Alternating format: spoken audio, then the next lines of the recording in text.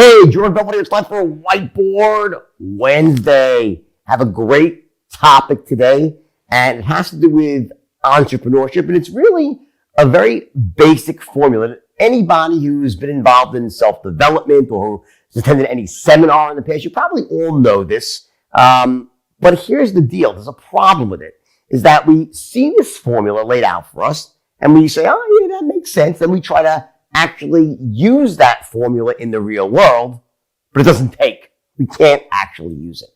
And there's a problem there because this actually is the entrepreneurship formula. It's what every great entrepreneur uses to take an idea and turn it into a reality, because it allows you to be flexible, to pivot, and to sort of, fail elegantly, as I say, right? Be wrong and then change your approach.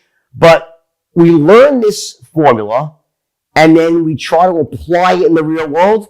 It doesn't work. Why is that? I want to show you why. And I got to tell you that it's so simple. I mean, you really understand why people struggle with this so much. You will see that you don't have to struggle, and that if you use this formula the right way with the right mindset, you will just literally soar to success. So let me start by writing out this very basic formula that I did not invent, that goes back to probably way before thinking we're rich, even probably was back with Benjamin Franklin, right? But the point is, it became popular in modern self-development. And it is like this. Number one, know your outcome. That's like step one. To know where you want to go, know your outcome, right? That's step number one. Number two is take massive action. In other words, you know where you want to go, and then you take massive action. Step three is analyze your results. And step four is change your plan accordingly. Change your plan accordingly. Now, I saw this when, Dr. Bandler taught this, Tony Robbins taught it. Everybody teaches the same formula, right? And the reason they teach it is because it's a very empowering formula. So let's go through it right now. What this really means on a deeper level is that you essentially want to set a goal, have a vision, know where you want to go in a very detailed way. That's step one. So, you have to have a target to aim for. If you don't have a target to aim for, you're sort of flying blind. Now, there's lots of reasons for that, about why you need to have a target. I'll focus on one right now, and that is that what your target does, basically, it alerts you to all the opportunities that come up along the way. When you know where you want to go, it gives you context to decide what you should focus on and what you should ignore. Remember, your unconscious mind it's got limitless power. Your conscious mind has very limited power. So you cannot focus on everything going on around you. So what happens is, by knowing where you want to end up, by being clear in that, your conscious mind will say, okay, that's important. I need to focus on that. That's important. So you start to know where to essentially find things that might be opportunities, and you'll ignore the other things. So you have to know where you're going, or else you have no context for anything else. You can't make improvements. So that's step one, right? Very basic stuff. Okay, I did not invent this, right? Step two, take massive action. Here's the first place where the formula starts to break down, okay? It breaks down in a couple of ways. Number one, take massive action. What the fuck does that really mean? Well, it could mean, if you don't really know anything about it, I'm going to leap and grow wings on the way down. And if you've been watching Whiteboard Wednesdays, you know how I feel about that idiocy. You can't leap and then learn. You can't leap without looking. Okay, now, again, the opposite of that would be, I need to become an expert before I act. That's just as bad. So I have this, this little metaphor. I say you can't leap and then try to grow wings on the way down. You want to leap when you have little nubby wings. So you learn what you have to learn first, right? And you have little nubby wings. Then you flap like fucking crazy as you start going down. And then eventually the wings start to grow and you end up soaring to success. So you have to have some basic knowledge. You have to have the appropriate skill sets that you need before you take action. So I want to qualify this part of the equation. And it says, take massive action using the best plan available. In other words, the mistake people make when they think they have to be experts, they wait for the perfect plan. They wait till they have the perfect skill sets lined up. That never happens. There are no perfect plans. And any plan I've ever had, no matter how great it was, I ended up changing 5,000 times before I actually became successful. It doesn't work that way. But of course, I have to have a plan. You can't fly blind. So what I do is I use a process called modeling. And I didn't invent this either, just so you know. What I'm really good at, though, is taking kind of obvious formulas and applying them in a way that works. So I'm trying to show you how to apply this. You get this simple formula. So the idea is to model people who are already successful, model businesses that are already succeeding. Take what you can and start from there. That's your starting point. So by having a starting model, it gives you a much greater likelihood of success. It's why people buy franchises, for instance. It's a model that works, right? So when I say take massive action, okay, it's using the best plan available. There are no perfect plans, but you have to have a plan. So what we're not going to do is we're not going to leap and grow wings on the way down, nor are we going to wait till we become experts and have the perfect plan with every I and, dotted T cross, because it never fucking happens. So there's a sweet spot there of having a basic plan and then taking massive action and flapping like crazy and those wings grow. Okay?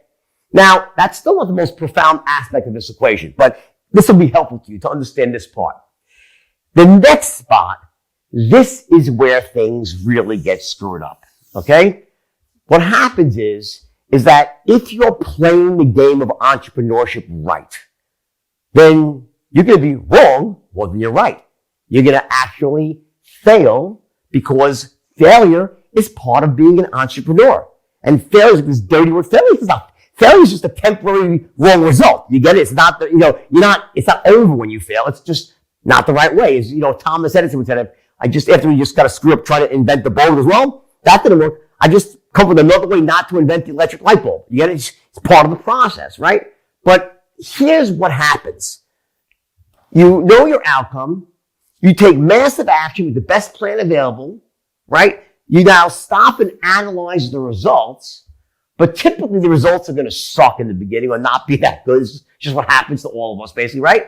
And when you do that, you tend to fall into a disempowered state because by way of nature, when you get a bad result, you tend to not look at it the appropriate way. In other words, every experience that we have, and guys, this is the gold here. This is what really stops people from succeeding in business and doesn't allow them to use a simple formula at the highest level or even any level that makes sense. So what happens is that when you have a result that sucks and you're not making money and you're working really hard and you're really frustrated, what state do you typically fall into? You fall into a state of fear, negativity, overwhelm. And you start looking at the results, you look at the experience that you just had through disempowered eyes. See, any experience is neither good nor bad, it's just an experience until we apply meanings to those experiences using our belief systems and language. So there's something happens and okay, that happened and well, what does that mean? Well, to apply meaning to the experience, to apply meaning to a failure, okay, I just went out there, I designed some new Facebook ads, and I got some opt-ins, and I went to call the people back, and no one bought from me. Now, if you do that, if you just spend, not even just like 30 days, spend $50,000, and you ran a campaign, and you got some opt-ins, and you called people back, and no one bought. You're like, okay, I have to now analyze my results, which suck. Well, right now, you're feeling like crap. You are probably short of cash. You're worried sick that you made the wrong decision to even try to go into business. What was I thinking? And you fall into this disempowered state of overwhelm and fear. And when you're in that state, we make the worst decisions. We also, more importantly, draw the wrong meanings from experiences. Listen, when I was 21 years old, I started my first real business. It was meat and seafood. And I took one truck and from there built it to 26 trucks in 6 months, right? I had a huge business, right? And was making a ton of money, I thought, but actually I was making every mistake that a young entrepreneur could make. I was overexpanding, I was undercapitalized, I was going on credit, I wasn't screening out my employees. I mean, half my employees were smoking freaking crack under a bridge, right? I give them a truck full of meat, they disappear, right? And 6 months later, the barbecue season ended and it was New York, right? Summer was over. and I was like basically under a mountain of debt. I didn't know what was going on. I went bankrupt. Now, let's flash forward. I went down to Wall Street, right? Got my broker's license, the market crashed. I ended up with a small firm, and an opportunity came to me to start my own firm. But when that person approached me, listen to this, it's a true story. I was approached by somebody to start my own firm. And when they first came to me and said, hey, they said, Jordan, I've watched how you sell, and I've watched you train these schmendricks around the firm, like 8 guys there. I've never seen anything like what you do. He goes, let's go into business together. You train the salespeople, and I'll manage the business and the trading. And you know what I said to myself? I said, maybe I'm not meant to be an entrepreneur. Maybe I'm not entrepreneur material. Why? One failure. See, the experience that I drew, the meaning I drew from that experience of going bankrupt was like, maybe I'm not a great businessman. Maybe I'm not meant to be an entrepreneur. Yeah, I'm the world's greatest salesman. That was intact still, but I'm meant to just be a salesman, not a business owner. And I really fucking thought that. Now, what happened? Well, what happened was I started a business at the age of 21, and I leaped without having any wings. I didn't know the first thing about business, about cash flow, about anything, about failing, everything. I did every mistake a young entrepreneur can make. So what's the meaning? What's the experience? What do I learn from that? Well, maybe you should fucking learn something about business before you go into business. Business has rules. And before you start a business, you better learn the fucking rules, or you're going to find yourself in a lot of pain. But because when the experience hit me and I went bankrupt, I felt terrible inside. My belief systems caused me to apply the wrong meaning to the results. So yeah, analyze your results. Good fucking luck doing that. Because when you really need to be in your most positive state, ironclad positive state of clarity, certainty, confidence, courage, when you're analyzing negative results and you have to say, you know what? Okay, it didn't work out. What do I do differently? If you're in a negative state, all you'll say is, it was my fault. I wasn't meant for this. Let me just play it safe. Let me start playing defense and not offense. You get it? The reason this doesn't work in the real world is because people end up trying to analyze their results from a disempowered perspective. Rare indeed is the person who is like myself or like many other successful entrepreneurs, and there's many out there, right, who have the ability to just trigger a state and overcome that. So what happened? Watch. So yes, I felt like that, but I broke through that and I started my own firm. I was able to overcome the limiting belief that maybe I'm not meant to be a businessman. Most people don't do that. They get stuck in that cycle of limiting beliefs, or maybe I'm meant to do this, so they act with less certainty, and their results are even worse. The cycle works against them. Remember that cycle of beliefs from a few weeks ago from Whiteboard Wednesday? That's what happens. So I can't emphasize enough that this formula of know your outcome, take action, analyze results, and then change your plan accordingly, this can only occur in earnest when you do this from an empowered state. Make sure that when you're analyzing your results, that not only are you empowered, but get the advice of an independent person, not a fucking dream stopper, but a mentor, someone who knows, has experience, that cares about you. You gotta do this correctly, because without this one step here done right, you'll draw the wrong meaning to the experience, and you'll change your results in the exact opposite way. You'll change your approach in the exact opposite way that you should. And the whole formula breaks down just like that. That's why it's so difficult for people to attend a seminar and use this in any way that matters. It almost disempowers them. They try to do this and they end up doing the wrong thing and the whole thing breaks down. I promise you this. If you follow this formula the way I say to do it, meaning taking massive action using the best plan available and the nubby wings, that whole thing, right? And then you analyze your results from an empowered perspective and with a mentor who cares about you, you can then run this as many times as necessary. And I promise you, if you've identified your outcome and you're using that bifurcating focus I speak about where you're scanning the horizon for opportunities, right? You will use this and become successful. Bottom line.